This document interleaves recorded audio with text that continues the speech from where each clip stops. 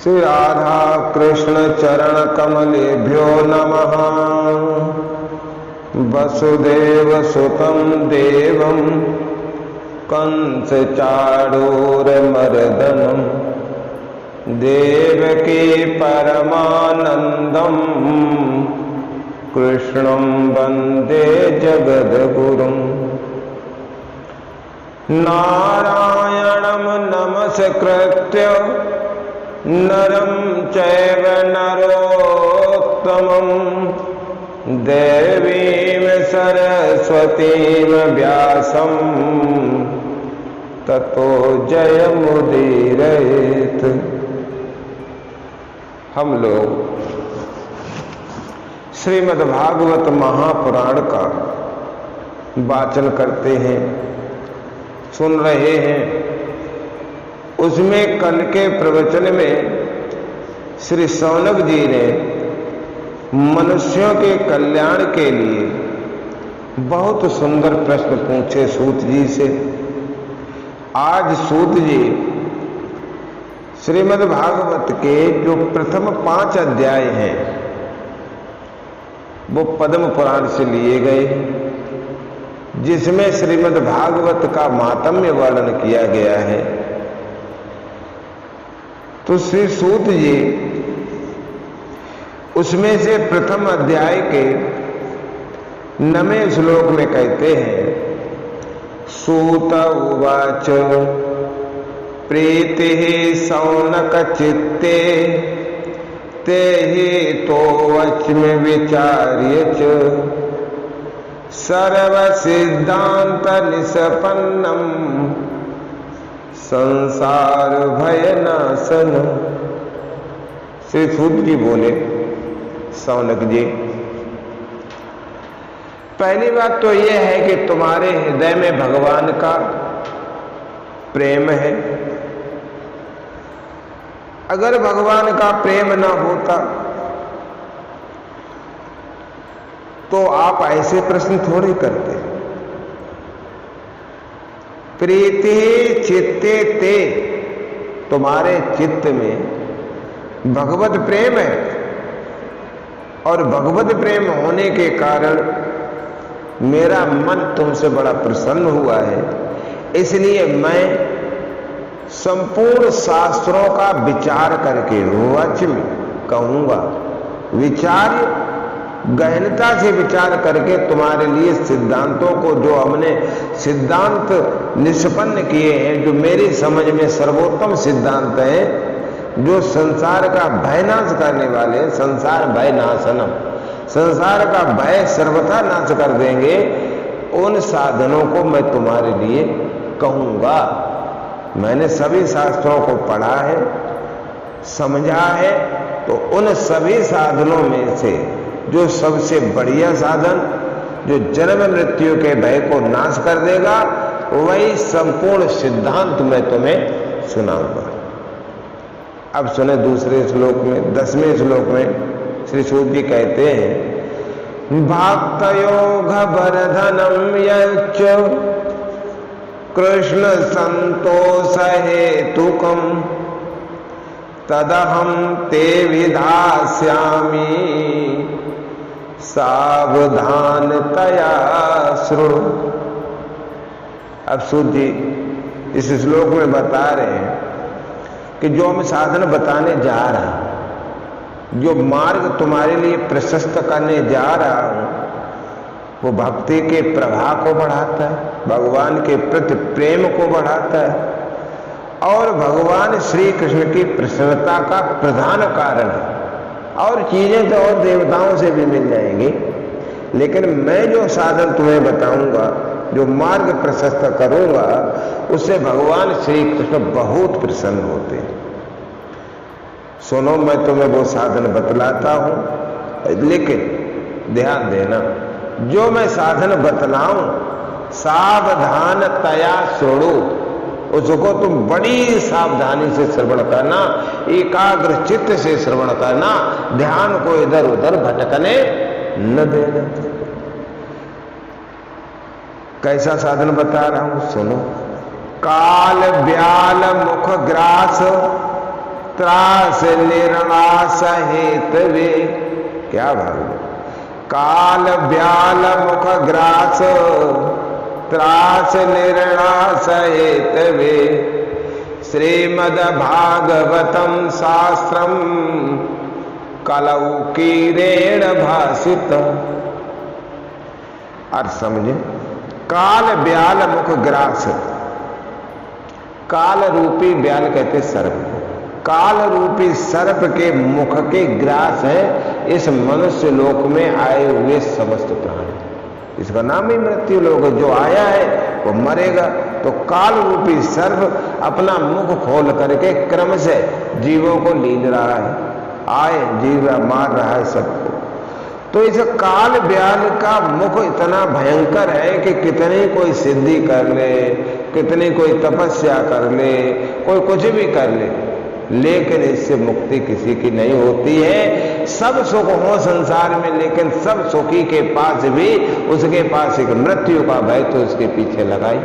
ये काल रूपी व्याल किसी को छोड़ता नहीं है, इसका भय सबको त्रसित किए हुए है। सो हे शौनक जी, इस काल रूपी व्याल मतलब सर्प को अभी नाश करने का, अत्यंतिक नाश करने का, इसको जो हम साधन बता रहे हैं, इसको साधन को अगर जीवन में जो मनुष्य अपना लेगा तो इस काल ब्याल का उसके ऊपर कोई असर नहीं होगा। फिर उससे वो निर्भय हो जाएगा। उसे ये मरने जीने का जो दुखांत नाटक जीव खेल रहा है, ये मरने जीने का दुखांत नाटक उसी दिन उसका खत्म हो गया जिस दिन मेरे द्वारा ये बताया हुआ साधन उसने अपना लिया। कौन सा साधन है? श्रीमद् भागवतम शास्त्रम कलौ कीरेण भासितम। कलौ कहते कलयुग को, कीरेण कहते तोता को। तोता का पर्यायवाची है कीर, और कीरेण तृतीय व्यक्ति है, इसलिए कीरेण का अर्थ हो गया तोते के द्वारा भासितम कहा गया। तोता कौन है? सुखदेव जी। अच्छा, ये कहावत है, बचपन में हम भी देखते थे, जैसे अमरूद ढूंढने जाओ तो जिस अमरूद पर तोते की चोंच का दाग बना हो उसे तोड़ लो, निश्चित रूप से मीठा होगा, ये पहचान होती है। और यहाँ तो सुखदेव जी ने सारी दुनिया के शास्त्र किसी को छुआ नहीं। किसे कहा? कलौ कीरेण भासितम। श्रीमद् भागवत शास्त्र को उन्होंने अनुपान किया, उसका पान किया और सबको सुनाया। तो श्री सुखदेव जी महाराज द्वारा भाषित श्रीमद् भागवत शास्त्र का मैं तुम्हें प्रवचन सुनाऊंगा। सूत जी कह रहे, आगे कहते हैं, एतस्माद् परम किंचन मना शुद्धै न वेद्यते जन्मांतरे भवेत पुण्यम तदा भागवतम लभेत। सूत जी कह रहे हैं कि मन की शुद्धि के लिए इससे बढ़कर कोई दूसरा साधन नहीं। किंचन मना शुद्धै न एतस्माद् परम, ये जो साधन हमने बताया तुम्हें शौनक जी, इस साधन से बढ़कर कलयुग में मनुष्य की बुद्धि को, चित्त को शुद्ध करने वाला कोई दूसरा साधन नहीं है। ये मैं बहुत विचार की बात बता रहा हूं। जन्मांतरे भवेत पुण्यम तदा भागवतम लभेत। ये लाइन तो बहुत इंपॉर्टेंट है। क्या कही इसमें? जन्म और जन्मांतर, जन्म के पहले और इस जन्म के, जन्म और इस जन्म से पहले अगर तुमने कोई पुण्य किए, भवेत पुण्यम, कोई पुण्य है तुम्हारे जीवन में, इस जीवन के अथवा जन्मांतर, पिछले जन्म के कोई पुण्य शेष होते हैं और वे सारे पुण्य आकर के इकट्ठे हो जाएं, तदा भागवतम लभेत, तब मनुष्य जो है भागवत को प्राप्त होता है। ग्रंथ ले लिया करो, देखते रहा करो, शब्दों को समझते रहो तो उससे सीख जाओगे, पढ़ना सीख जाओगे, समझ जाओगे। जन्मांतरे भवेत पुण्यम तदा भागवतम लभेत। कहने का अर्थ ये है कि मनुष्य के कई कई जन्मों के पुण्य और इस जन्म में किए हुए पुण्य शुभ कर्मों के फल जब एक साथ इकट्ठे हो जाते हैं तब उस मनुष्य को भागवत प्राप्त होती है। भागवत शास्त्र मुख्य रूप से प्राप्त होता है। अभी ध्यान देना, जो भागवत ये हो रही है मुख्य रूप से जो हम लोग पढ़ रहे हैं और जो भागवत संसार में हो रही है, और इसमें क्या अंतर है, ध्यान देना बड़ी अच्छी तरह से। जन्मांतर का पुण्योदय होता भैया, तब इस भागवत शास्त्र की प्राप्ति होती है। और पुण्य नहीं है तो भागवत शास्त्र में न तो मन लगे, न तुम्हारे मन से भावनाएं उठेंगी। आगे क्या कहते हैं देखो। परीक्षते कथा वक्तुम सभायाम संस्थिते सुखे सुधा कुंभम गृहीत्वैव देवास्तत्र समागमन सुखम नत्वा वदन् सर्वे स्वकार्य कुशलासुरः कथा सुधाम प्रयच्छस्व गृहीत्वैव सुधामिमाम्। ये दो श्लोक और भी इम्पोर्टेंट। अरे भागवत में जैसे जैसे भीतर प्रवेश करोगे इतना आनंद आएगा कि हृदय सराबोर हो जाएगा। मन कथा सुनने से उठने का मन ही नहीं करेगा कि अरे और सुन लेते, एक श्लोक और सुन लेते। सुनिए, परीक्षते कथा वक्तुम, जब परीक्षित जी के कथा सुनाने के लिए सुखदेव जी उस सभा में प्रकट हुए। सुखदेव जी तो एक गाय जितनी देर दुही जाती है उतनी देर किसी के दरवाजे जरूर खड़े हो जाते थे, बकिया चलते रहते थे। कहीं किसी मनुष्यों से तो मिलना उनका था ही नहीं, कहीं नहीं जाते थे। लेकिन आज सुखदेव जी के देखो कौन से पुण्योदय हुए। तो सुखदेव जी जैसे जो नग्न अवस्था में रहते हैं, कोई शरीर पर एक भी वस्त्र नहीं है, हमेशा ब्रह्मलीन स्थिति में रहते हैं, आज कथा सुनाने के लिए आप उनके सामने प्रकट हो गए। सुखदेव जी जब प्रकट हुए कथा सभा में, कथा कहने के लिए बैठ गए, उसी समय एक घटना घटी। वो दिव्य घटना क्या घटी सुनो। उस घटना को सुनना, समझना और फिर वर्तमान में उसे समझना, दोनों पहलुओं पर विचार करके। घटना क्या घटी, कथा कहने के लिए सभी ऋषि लोग बैठ गए। सौनिक जी तो सारे ऋषियों का प्रतिनिधित्व करते हैं, लेकिन यहाँ जब परीक्षित बैठे तो के साथ परीक्षित को जब कथा सुनने के लिए बैठे, राजपाट का सब छोड़ करके हरिद्वार में बैठ गए जाके कथा सुनने के लिए, तो और ऋषियों ने सुना तो वो भी आ गए। उसी समय दिव्य घटना घटी कि देवता लोग प्रकट हो गए। सबसे अभी कथा शुरू नहीं हुई, देवता आ गए सभी। और सब देवताओं ने आकर क्या किया, अमृत का घड़ा ले आए, कुंभ ले आए। अमृत का कुंभ ला करके और उनके सामने प्रणाम किया सुखदेव जी को, और सामने लेकर आए और कहा सुधा कुंभम गृहीत्वैव देवास्तत्र समागमन। अमृत के कुंभ को लेकर के आए और देवता लोग उनके सामने प्रकट हो गए। तो सुखदेव जी ने देखा कि ये देवता लोग सभा में आ गए। सोने का कलश है, इसमें अमृत भरा हुआ है। और क्या सुखम नत्वा बदन सर्वे, सुखदेव जी के सामने अपना मस्तक झुकाया किन्होंने, देवताओं ने। और देवताओं के लिए व्यास जी ने यहाँ पर एक विशेषण दिया, स्वकार्य कुशला सुरा। सुरा माने देवता, स्वकार्य कुशला, अपने कार्य में कुशल, यानी अपना कार्य बनाने में ये देवता लोग बड़े कुशल होते हैं। अपना कार्य अगर बनता हो तो ये कुछ भी कर सकते हैं, कुछ भी कर सकते हैं। तो कथा में जो लोग बहुत सारा धन दे करके और कथा को अपनी तरफ मोड़ना चाहते हैं, ये भी सुर ही है, अपना काम बनाना चाहते हैं। इन्हें कथा से कुछ लेना देना नहीं, अपना काम बनाना चाहते हैं। कथा सुधाम प्रयच्छस्व गृहीत्वैव सुधामिमाम्।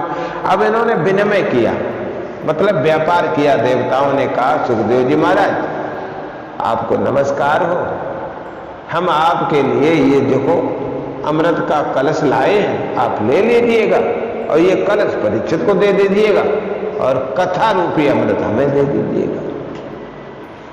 कथा रूपी अमृत तो हमें दे दो और ये असली अमृत हम तुम्हें दे रहे।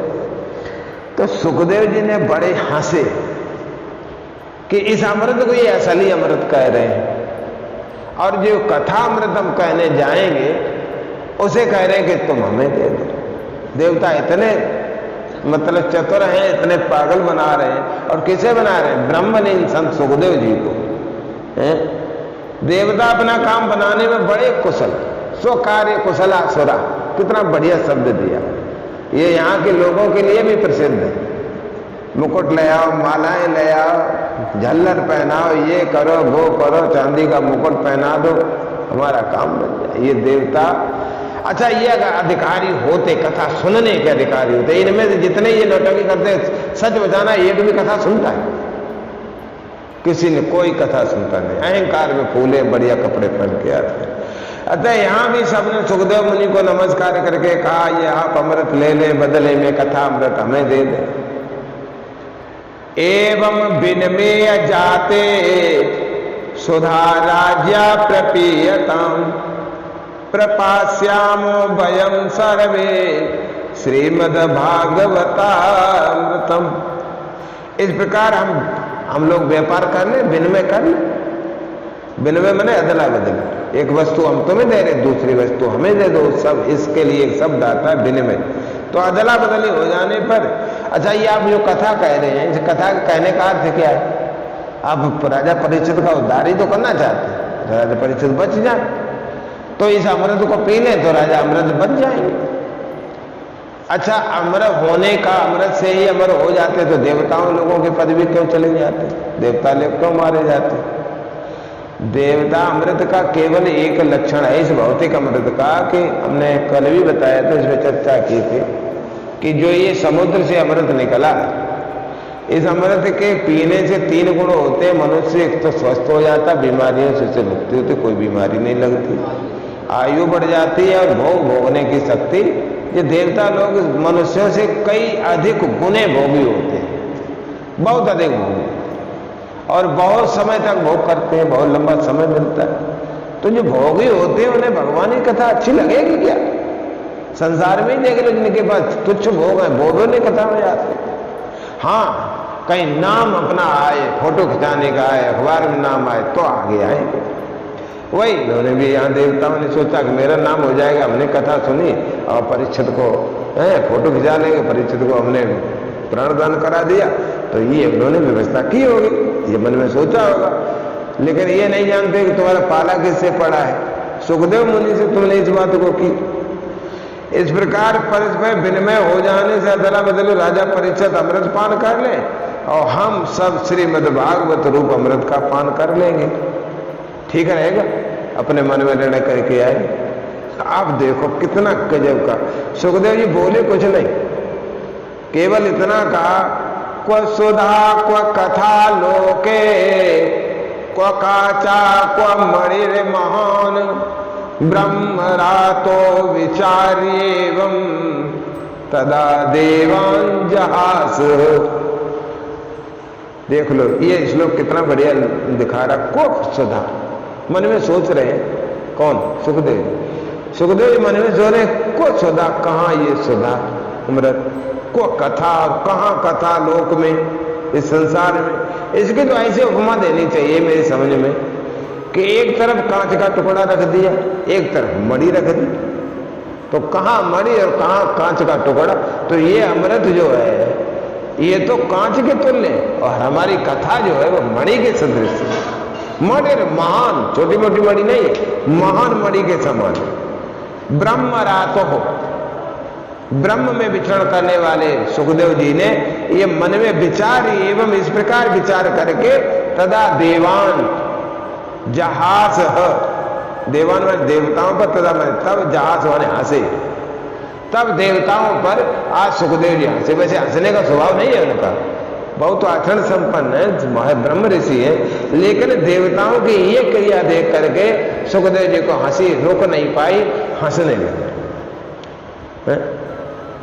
संसार में श्रीमद् भागवत की कथा को तुम इस अमृत से तोड़ना चाहते, श्रीमद् भागवत की कथा को तुम मुकुटों के द्वारा, मंचों के द्वारा, ये दुनिया के तमाशे करके तोड़ना चाह रहे हैं संसार के लोग।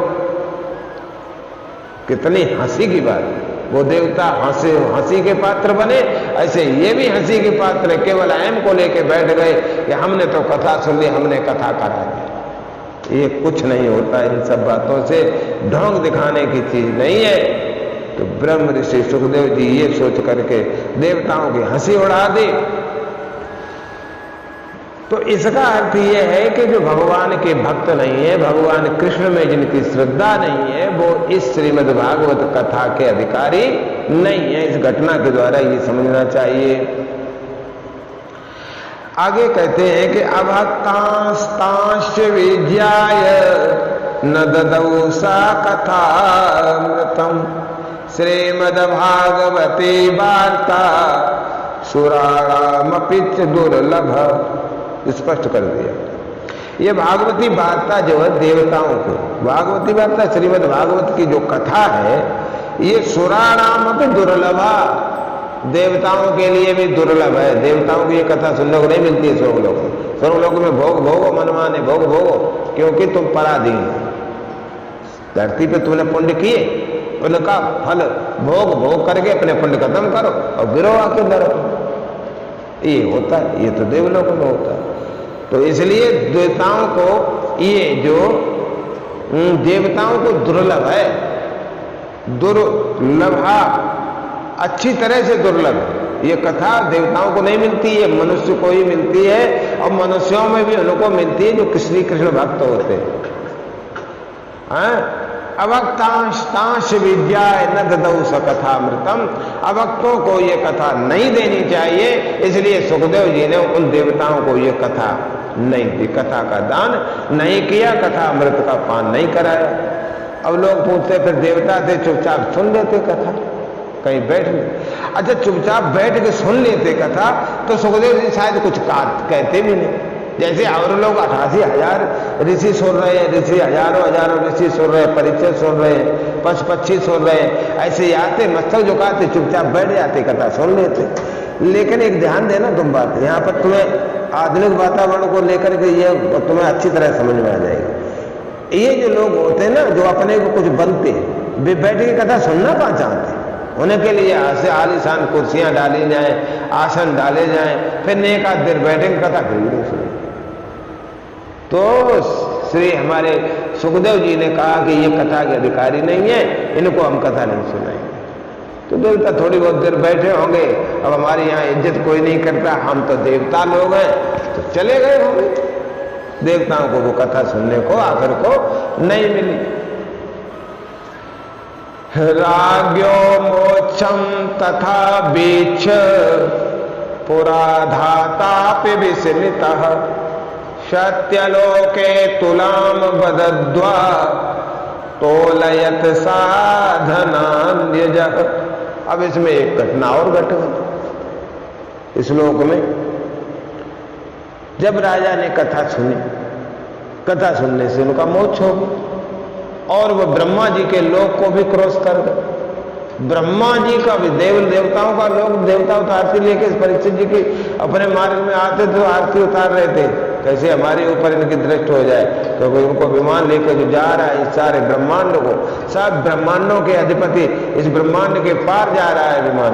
तो ब्रह्मा जी को जब अब वहां से विमान भगवान का जा रहा है, तो रास्ते के स्टेशन जैसे कोई नेता बड़ा आए तो रास्ते जहाँ रुकता तो लोग वहाँ के डीएम कलेक्टर वगैरह सब बाकी सेवा के लिए लग जाते हैं।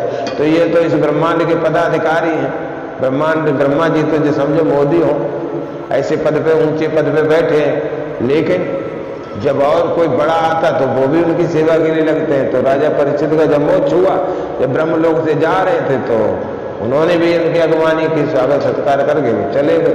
लेकिन ब्रह्मा जी को बड़ा आश्चर्य हुआ। आश्चर्य इस बात का हुआ कि बड़े बड़े ज्ञानी भक्त जो अपनी तपस्या भी बड़ी बड़ी तपस्याएं करते हैं और उनका भी मोक्ष नहीं हो पाया। और राजा परीक्षित का केवल एक 7 दिन की, मात्र 7 दिन की तो कथा सुनी। उससे पहले तो राजा भी भोगी थे, राजा जैसे और लोग थे, महान राजा थे, ऐसे रहते थे। और यहाँ ऋषि भी नहीं इस हमारे लोग को क्रॉस करके आगे बढ़ पाते हैं। और राजा परीक्षित आगे निकल गए। तो पुरा धाता भी विस्मिता, पुरा माने प्राचीन काल में, उसी समय धाता कहते हैं ब्रह्मा जी को। अभी माने भी विस्मिता माने आश्चर्यचकित। प्राचीन समय में राजा परीक्षित का मोक्ष देख करके राजा भी परीक्षित विस्मित हो गए। वो क्या कहते हैं ब्रह्मा जी। तो ब्रह्मा जी ने कही वो तो चले गए। फिर ब्रह्मा जी ने विचार किया, दिमाग में बात ना है, एक एक ग्रंथ को पढ़ने मात्र से किसी का मोक्ष हो जाए, ये बात गले नहीं उतर रही है। तो ब्रह्मा जी ने क्या किया, अपने देवदूतों को बुला करके धरती पर से सारे ग्रंथ बोल गए। देखो लिखा है सत्यलोके और सत्यलोक में ब्रह्मलोक में एक तुला बनवाई, बड़ी सी तराजू लगाया, तुलाम बदद्वा, देखो स्पष्ट लिखा है सत्यलोके तुलाम बदद्वा, सत्यलोक में इन्होंने एक तुला बांधी, तराजू बांधा। और फिर उन्होंने क्या किया, एक तरफ रखी भागवत और एक तरफ रखी सारे ग्रंथ, तपस्या, दान, पुण्य, यज्ञ और सारे ग्रंथ पुराण सब रख दिए एक तरफ। और सारे ग्रंथ, सारी तपस्या, सारे साधन मिलकर भी श्रीमद् भागवत वाले पलड़े को ऊपर नहीं कर पाए, वो नीचे ही बैठा रहा और जिस सब निकल। तो बदद्वा तोलयत साधन नियजा। तो पूर्व काल में जब भागवत के श्रवण से ही राजा परीक्षित की मुक्ति देखकर ब्रह्मा जी को बड़ा आश्चर्य हुआ, तो उन्होंने सत्यलोक में तराजू बांध करके इसको तौला। तो तौलने पर क्या परिणाम क्या आया, तो लघुन्यानि जातानि गौरवेण इदं महत् तदा ऋषि गणा सर्वे विस्मयं परमं ययौ। जब देखा, और तो ब्रह्मा जी अकेले थोड़े थे, ब्रह्मा जी के मानस पुत्र, सप्त ऋषि मंडल, मनु महाराज और भी जो इस ब्रह्मांड के जो बड़े बड़े ब्रह्म लोग तक जा सकते थे, वो सारे लोग वहां खड़े थे।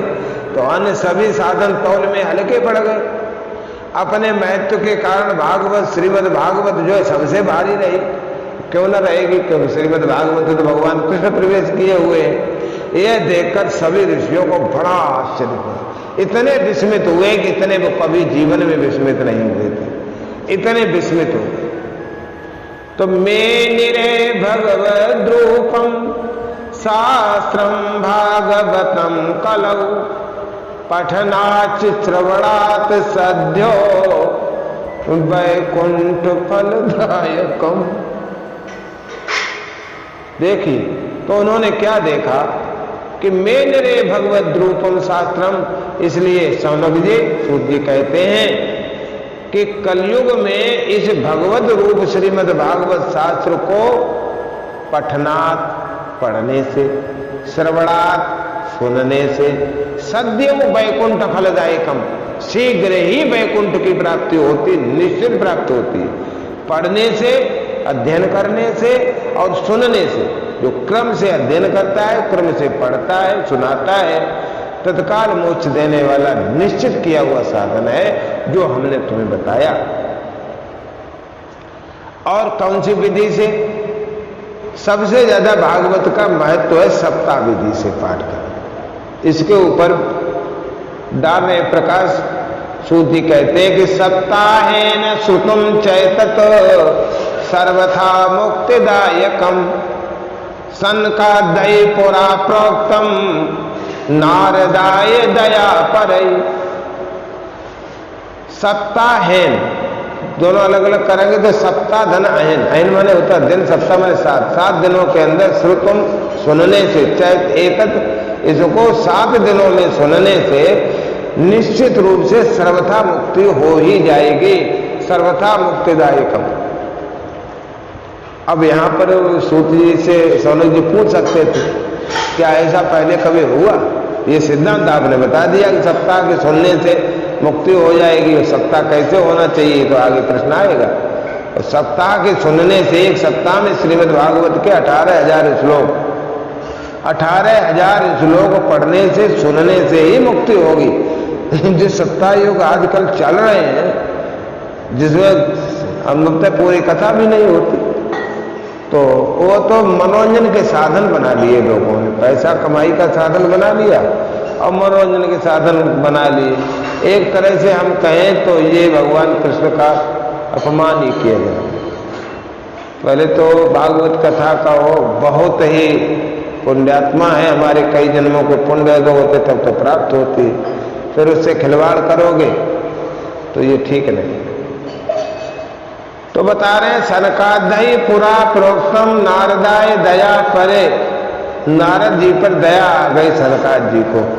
सनकाद, सनक, सनंदन, सनत कुमार, सनातन, ये 4 ऋषि जो हैं हमेशा 5 वर्ष की उम्र में रहते हैं। ब्रह्मा जी के मानस पुत्र हैं, 5 वर्ष की उम्र के बालक रहते हैं और ब्रह्मज्ञानी संत हैं, आज भी हैं और हमेशा रहते हैं, नंगे रहते हैं। तो ये सूर्य जैसे सूर्य दमदमाता, जब ये आते कहीं प्रकट होते हैं, को भाग्यशाली को दर्शन देते हैं, तो सूर्य जैसे हजारों सूर्य प्रकट होते हैं, ऐसा प्रकाश निकलता है। तो इन्होंने दया करके, जब नारद जी बड़े व्याकुल हो गए, तो नारद जी को इन्होंने बड़े ध्यान पूर्वक दया करके ये भागवत श्रीमद् भागवत की संपूर्ण कथा को श्रवण कराया था। नारद जी ने फिर सुनाई व्यास जी को। ऐसा क्रम था भागवत का। सबसे पहले शुरू कहां से हुई? सबसे पहले भगवान जी ने जो आदि आद्यान संपूर्ण सृष्टि के निर्माता रचयिता, उन्होंने सबसे पहले ब्रह्मा जी को ओम शब्द कह करके सुनाई भागवत का, और फिर उन्होंने 4 श्लोकों में श्रीमद् भागवत का प्रवचन दिया था उन्हें ब्रह्मा जी को। ब्रह्मा जी ने अपने चारों पुत्रों को कथा सुनाई श्रीमद् भागवत की, और सनक और इन सन कुमारों ने फिर ये कथा नारद जी को सुनाई। नारद जी ने वेद व्यास जी को यह कथा सुनाई, और फिर वेद व्यास जी ने 18,000 श्लोकों में इस कथा का निर्माण किया और अपने पुत्र सुखदेव जी को पढ़ा करके कथा राजा परीक्षित को सुनाई, और इस तरह से चली कथा। इसका आगे प्रचार हुआ। नारद जी ने फिर सब जगह इस कथा को जीवों पर दया करने के लिए संसार में उतार दिया। इस तरह से आज की कथा को हम लोग यहीं पर विश्राम देते हैं, आगे कल फिर पढ़ेंगे। याद रखना, आज हमने 21 श्लोक तक कथा पढ़ी है।